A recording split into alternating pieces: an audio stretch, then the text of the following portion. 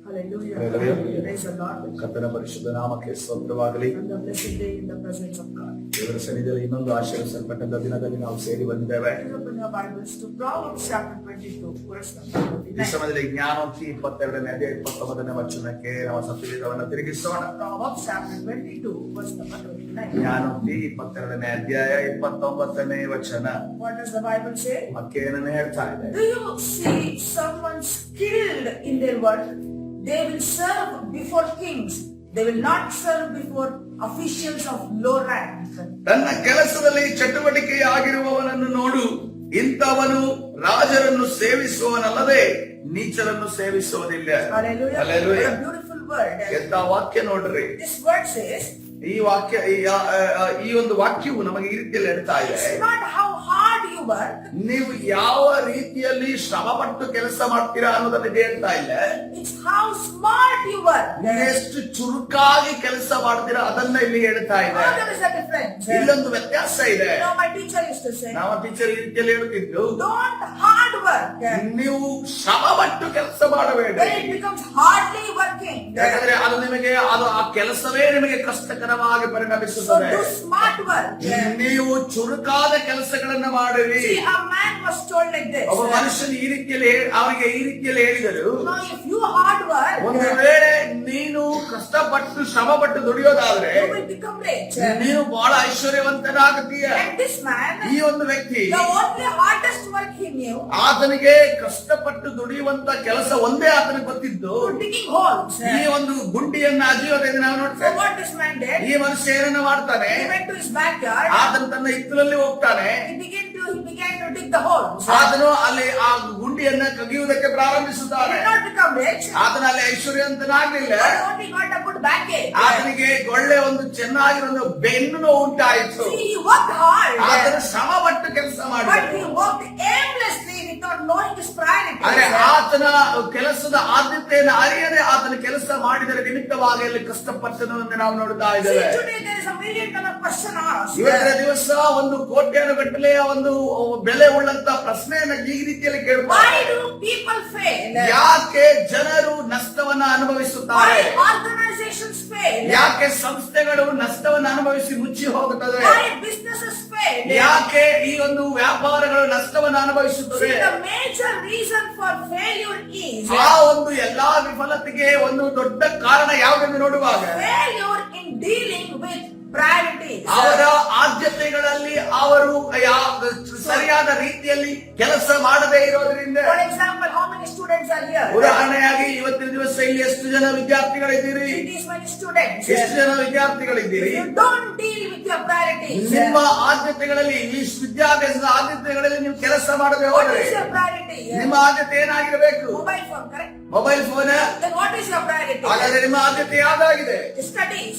ನಿಮ್ಮ ವಿದ್ಯಾಭ್ಯಾಸ ಎಂದು ನಾವು ನೋಡ್ತೇವೆ. Keep on postponing your studies. ನಿಮ್ಮ ವಿದ್ಯಾಭ್ಯಾಸ ಓದುವಂತ ವಿಚಾರಗಳನ್ನು ನೀವು ಮುಂದೆ ಮುಂದೆ ದುಡುತ್ತಾ ಹೋದ್ರೆ You will become a failure. ನೀವೊಬ್ಬ ಸೋಲುವವರಾಗಿ ನೀವು ನಿಲ್ಲುತ್ತೀರಿ. Like for example, a farmer. ಒಬ್ಬ ರೈತನನ್ನು ನಾವು ನೋಡೋಣ. You know, if he don't sow in the right time, ಒಂದು ವೇಳೆ ಸರಿಯಾದ ಸಮಯದಲ್ಲಿ ಅವನು ಬೀಜವನ್ನು ಬಿತ್ತದೇ ಹೋದರೆ what can he expect during the harvest ಆದರೆ season? ಕೊಯ್ಯುವಂತ ಸಂದರ್ಭದಲ್ಲಿ ಏನನ್ನು ನಿರೀಕ್ಷಿಸಬಹುದು? For example, consider a marriage. ಒಬ್ಬ ಮದುವೆಯನ್ನು ಮದುವೆಯನ್ನು ನಾವು ಇಡೋಣ. If the partners, either of the partners, if they don't spend the quality time with each ಇಬ್ಬರು other, ಸಂಗಾತಿಗಳು ಅವರಿಗೆ ಒಳ್ಳೆಯ ಒಂದು ಬೆಲೆ ಉಳ್ಳ ಸಮಯವನ್ನು ಒಬ್ಬರಿಗೊಬ್ಬರು ಕಳೆಯದೆ ಹೋದರೆ the marriage will become a failure. ಆ ಒಂದು ಮದುವೆ ಅನ್ನೋದು ಅದು ಸೋಲಾಗಿ ವಿಫಲವಾಗಿ ಪರಿಣಮಿಸುತ್ತದೆ. If you don't know to give the priorities in your life, ನಿಮ್ಮ ಜೀವಿತದಲ್ಲಿ ನಿಮಗೆ ಆದ್ಯತೆಯನ್ನ ಯಾವುದಕ್ಕೆ ಮೊದಲ ಪ್ರಾಶಸ್ತ್ಯವನ್ನು ಕೊಡಬೇಕೆಂದು ಗೊತ್ತಿಲ್ಲದೆ ಹೋದರೆ everything will become a failure.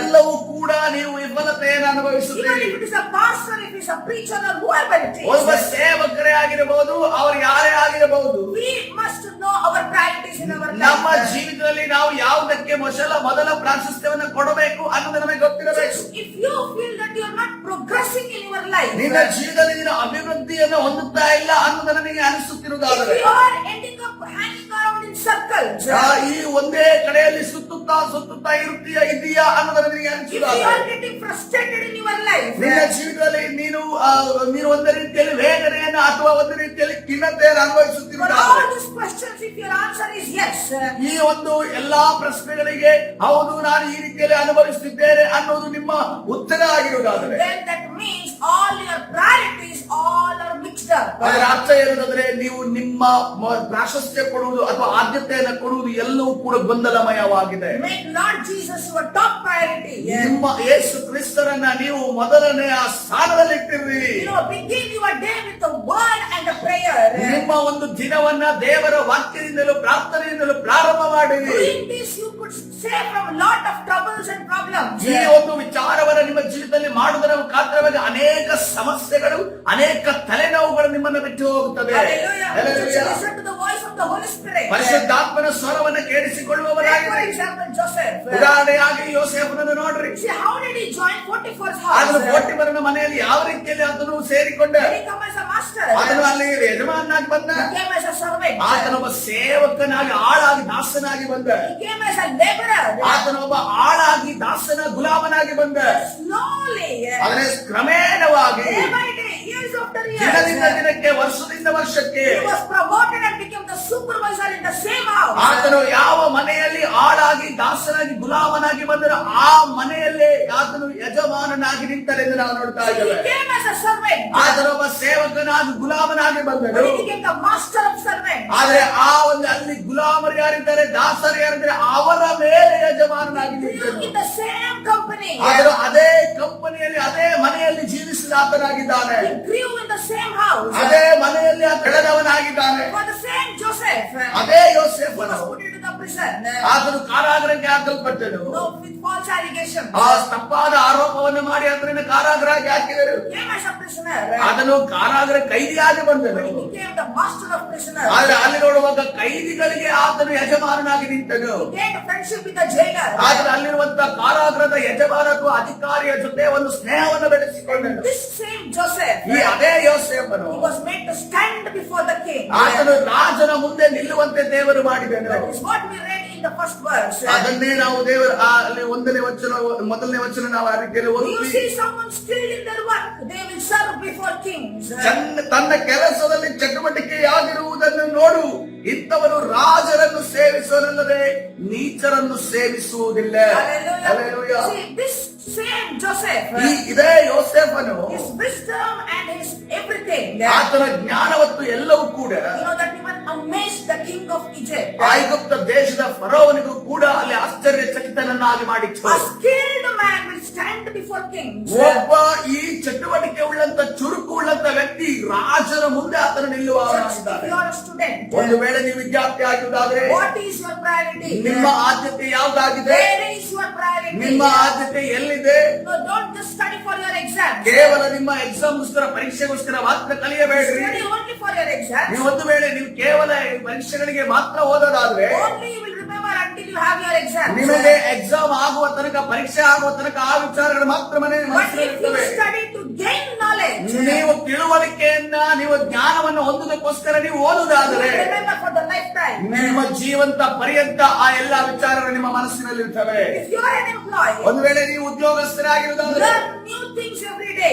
ಪ್ರತಿ ದಿನವೂ ಕೂಡ ಹೊಸ ವಿಚಾರಗಳನ್ನು ಕಲಿಯಿರಿ. Keep yourself updated. ನಿಮ್ಮನ್ನ ಯಾವಾಗಲೂ ಕೂಡ ನೀವು ಅಪ್ಡೇಟ್ ಮಾಡುತ್ತಲೇ ಇರ್ರಿ. You have to Google new things and learn new technologies. ನಿಮ್ಮ ಜೀವಿತದಲ್ಲಿ ಹೊಸ ಟೆಕ್ನಾಲಜಿಗಳನ್ನ, ಹೊಸ ವಿಷಯಗಳನ್ನ ಗೂಗಲ್ ನ ಮುಖಾಂತರವಾಗಿ ನೀವು ಕಲಿತುಕೊಳ್ಳಬೇಕು. Do better than your colleagues. ನಿಮ್ಮ ಸಹೋದ್ಯೋಗಿಗಳಿಂದ ನೀವು ಚೆನ್ನಾಗಿ ಕೆಲಸ ಮಾಡುವವರಾಗಿರಬೇಕು. As a child of God, ನೀವು ದೇವರ ಮಗುವಾಗಿ God will help you. ದೇವರು ನಿಮಗೆ ಸಹಾಯವನ್ನು ಮಾಡುತ್ತಾನೆ. He will help you only when you don't waste your time. ನೀವು ಯಾವಾಗ ನಿಮ್ಮ ಸಮಯವನ್ನು ವ್ಯರ್ಥ ಮಾಡುದಿಲ್ಲೋ ಆವಾಗಲೇ ದೇವರು ನಿಮಗೆ ಸಹಾಯ ಮಾಡೋದು. The Bible says, ಸತ್ಯವೇದ ಈ ರೀತಿಯಲ್ಲಿ the ಹೇಳ್ತಾ ಇದೆ. hand of the diligent will rule. ದೇವರ ಹಸ್ತ ಎಲ್ಲಿದೆ ಆ ಚಟುವಟಿಕೆ ಇರುವವನು ಆತನು ಆಡಳಿತವನ್ನು ನಡೆಸುವನು. But the lazy man will be put to forced labor.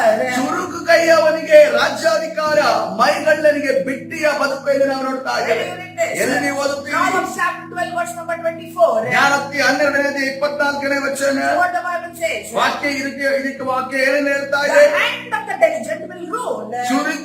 ಚುರುಕು ಕೈಯವನಿಗೆ ರಾಜ್ಯಾಧಿಕಾರ, But the lazy man will be put to forced labor. ಮೈಗಳ್ಳನಿಗೆ ಬಿಟ್ಟಿಯ ಬದುಕು ಎಂದು ನಾವು ನೋಡ್ತಾ ಇದ್ದೇವೆ. Isaac, ಇಸಾಕನು during famine, ಆತನು ಬರಗಾಲದ ಸಂದರ್ಭದಲ್ಲಿ he listened quietly. ಅದನ್ನು ಸುಮ್ಮನೆ ಕೂತನ. The Bible says, ಸತ್ಯವೇದ ಈ ರೀತಿಯಲ್ಲಿ ಹೇಳ್ತಾ he ಇದೆ. sit quiet. ಆತನು ಸುಮ್ಮನೆ ಕೂರ್ಲಿಲ್ಲ. He had few seeds in his hand. ಆತನ ಕೈಯಲ್ಲಿ ದೇವರು ಸ್ವಲ್ಪ ಬೀಜಗಳನ್ನು ಕೊಟ್ಟಿದ್ದಾರೆ. But the Bible says he sowed the seeds in the land.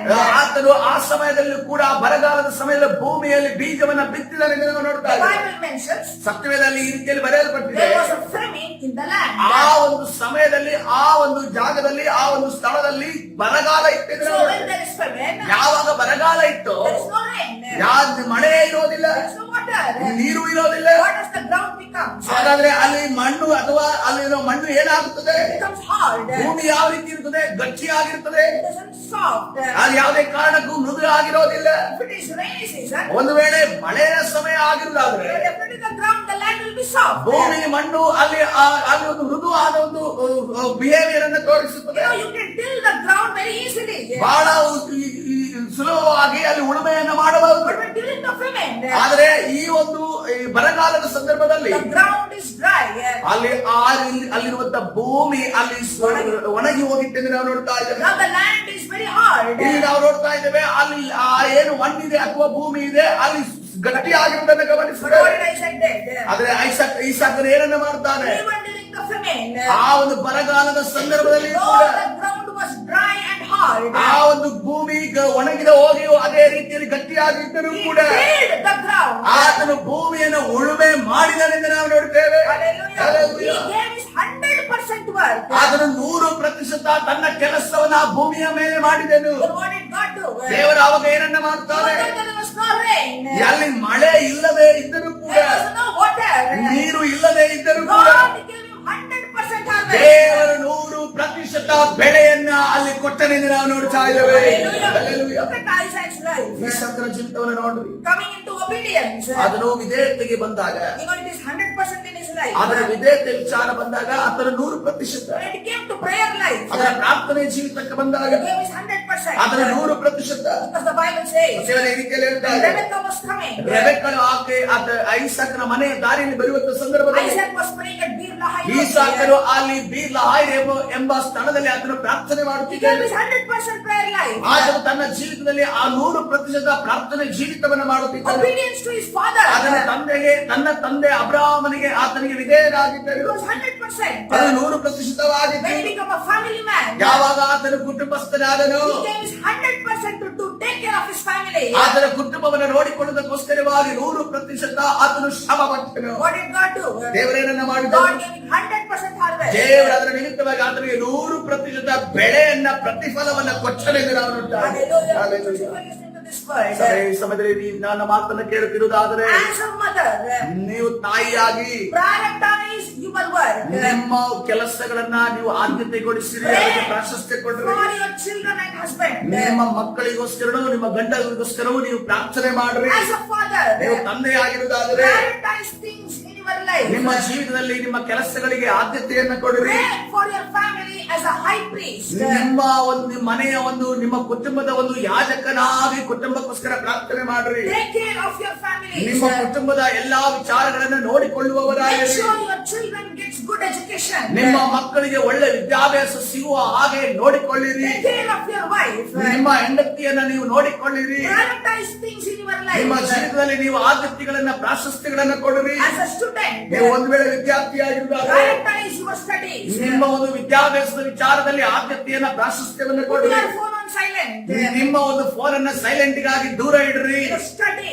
ನೀವು ಓದುವವರಾಗಿರ್ರಿ. Give your 100%. ನೀವು 100% ಓದುವವರಾಗಿರ್ರಿ. 100% ಶ್ರಮವನ್ನ ಹಾಕಿರಿ. Rest God will take care. ಉಳಿದದ್ದನ್ನ ದೇವರು ನೋಡಿಕೊಳ್ಳುತ್ತಾನೆ. Hallelujah. As a student, ನೀವು ಒಂದು ವಿದ್ಯಾರ್ಥಿಯಾಗಿ pray for knowledge and wisdom.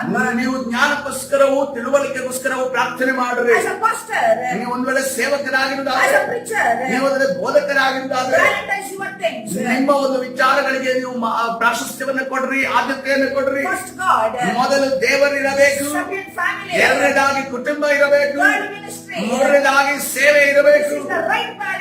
ಇದೊಂದು ಸರಿಯಾದ ಒಂದು ಪ್ರಾಶಸ್ತ್ಯ ಅಥವಾ ಆದ್ಯತೆಯನ್ನು ಕೊಡುವುದಾಗಿದೆ. Hallelujah. Hallelujah. So today God is speaking. ಇವತ್ತಿನ ದಿನ ದೇವರು ನಿಮ್ಮ ಜೊತೆ This ಮಾತನಾಡ್ತಿದ್ದಾರೆ. is not hard work.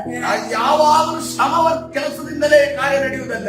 It's smart work. ಕೆಲವು ಬಾರಿ ನೋಡುವಾಗ ಚುರುಕಾಗಿ ನಾವು ಕೆಲಸ What's ಮಾಡಬೇಕಾಗ್ತದೆ. smart work? ಇದೊಂದು ಚುರುಕಾದ ಕೆಲಸ ಅಂದ್ರೆ ಏನು? Prioritizing our things in our life. ನಮ್ಮ ಜೀವಿತದಲ್ಲಿ ನಾವು ಯಾವುದಕ್ಕೆ ನಾವು ಪ್ರಾಶಸ್ತ್ಯವನ್ನು ಕೊಡಬೇಕು ಅನ್ನೋದು ನಮಗೆ ಗೊತ್ತಿರಬೇಕು. Hallelujah. This Hallelujah. is the word of the Lord. ಇದು ದೇವರ God ವಾಕ್ಯವಾಗಿದೆ. bless everyone according to this word. ದೇವರ ಈ ವಾಕ್ಯದ ಪ್ರಕಾರವೇ ನಿಮ್ಮನ್ನೆಲ್ಲರನ್ನು So ಆಶೀರ್ವದಿಸಲಿ. Proverbs chapter 22 verse number 29. ಜ್ಞಾನೋಕ್ತಿ 22ನೇ ಅಧ್ಯಾಯ 29ನೇ And ವಚನ, Proverbs chapter 12 verse number 24. ಜ್ಞಾನೋಕ್ತಿ 12ನೇ ಅಧ್ಯಾಯ 24ನೇ ವಚನದ ಪ್ರಕಾರವಾಗಿ ದೇವರು ನಿಮ್ಮನ್ನೆಲ್ಲರನ್ನು ಆಶೀರ್ವದಿಸುವಾಗ ಕರ್ತನ ಸನ್ನಿಧಾನದಲ್ಲಿ ಸಂದಿಗೆ ಪ್ರಾರ್ಥನೆ ಮಾಡಿಕೊಳ್ಳೋಣ. ಪರಿಶುದ್ಧನಾದ ದೇವರೇ, ನಿನ್ನ ನಾಮಕ್ಕೆ ಸ್ತೋತ್ರ ಕರ್ತನೆ. ರಾಜ, ಈ ಬೆಳಗಿನ ಜಾವದಲ್ಲಿ ನಿನ್ನ ಸನ್ನಿಧಿಯಲ್ಲಿ ಕರ್ತನೆ ನಿನ್ನ ವಾಕ್ಯವನ್ನ ಕೇಳಿದೀಯಾ ಕರ್ತನೆ. ನಾವು ಚುರುಕಾಗಿರುವುದಕ್ಕೆ ಇವತ್ತಿನ ದಿವಸ ಕರೆ ಕೊಟ್ಟಿದೀಯಾ ಕರ್ತನೆ. ಅದಕ್ಕಾಗಿ ನಿನಗೆ ಸ್ತೋತ್ರ ಕರ್ತನೆ. ನಮ್ಮ ದೇಹದಲ್ಲಿ, ನಮ್ಮ ಕೆಲಸಗಳಲ್ಲಿ, ನಮ್ಮ ಕರ್ತನೆ ಮನಸ್ಸಿನಲ್ಲಿ ಇರುವಂತಹ ಎಲ್ಲಾ ಸೋಂಬೇರಿತನವನ್ನ ನಮ್ಮಿಂದ ತೆಗೆದು ಹಾಕಿ ಯೇಸುವಿನ ನಾಮದಲ್ಲಿ ಕರ್ತನೆ. ರಾಜ, ಯಾರ್ಯಾರಿಗೆ ಈ ಸೋಂಬೇರಿತನ ಅನ್ನುವಂತ ಬಲಹೀನತೆ ಇದೆಯೋ ಕರ್ತನೆ, ಇವತ್ತಿನ ದಿವಸ ಕರ್ತನೆ ನೀನು ಅವರ ಮೇಲೆ ಕರ್ತನೆ ನಿನ್ನ ಹಸ್ತವನ್ನ ಇಳಿಸುವುದಕ್ಕಾಗಿ ಸಹೋದರ, ನಿನ್ನ ಪ್ರಸನ್ನತೆ ಅವರ ಮೇಲೆ ಇಳಿಯಲಿ ಸ್ವಾಮಿ. ಕರ್ತನೆ ರಾಜ, ಅನೇಕ ಜನ ಸೋಂಬೇರಿತನದ ನಿಮಿತ್ತವಾಗಿ ಕರ್ತನೆ ಸಂಸಾರಗಳು ಹಾಳಾಗುತ್ತಿರೋದುಂಟು, ಕರ್ತನೆ ಕುಟುಂಬಗಳು ಹಾಳಾಗ್ತಿರೋ, ಅವರ ವೈಯಕ್ತಿಕ ಜೀವಿತ ಹಾಳಾಗ್ತಿರೋದುಂಟು, ಕರ್ತನೆ ಕೆಲಸ ಕಾರ್ಯಗಳು ಹಾಳಾಗ್ತಿರೋದುಂಟು. ಇವತ್ತಿನ ದಿವಸದಿಂದ ಮಾರ್ಪಡಿಸುವುದಕ್ಕಾಗಿ ಸ್ತೋತ್ರ ಕರ್ತನೆ. ರಾಜ, ಎಲ್ಲರ ಕೈಗಳನ್ನ ಚುರುಕು ಕೈ ಉಳ್ಳವರಾಗಿ ಮಾಡುವುದಕ್ಕಾಗಿ ಸ್ತೋತ್ರ ಕರ್ತನೆ. ನಿನ್ನಗೋಸ್ಕರ ಜೀವಿಸುವಾಗ, ನಿನ್ನ ಸಾಕ್ಷಿಯಾಗಿ ಜೀವಿಸುವಾಗ ನಾವು ಚುರುಕು ಕೈ ಉಳ್ಳವರಾಗಬೇಕು ಅನ್ನೋದನ್ನ ನೀನು ಇವತ್ತಿನ ತಟ್ಟಿ ತಟ್ಟಿ ಹೇಳಿದೆಯ ಸ್ವಾಮಿ.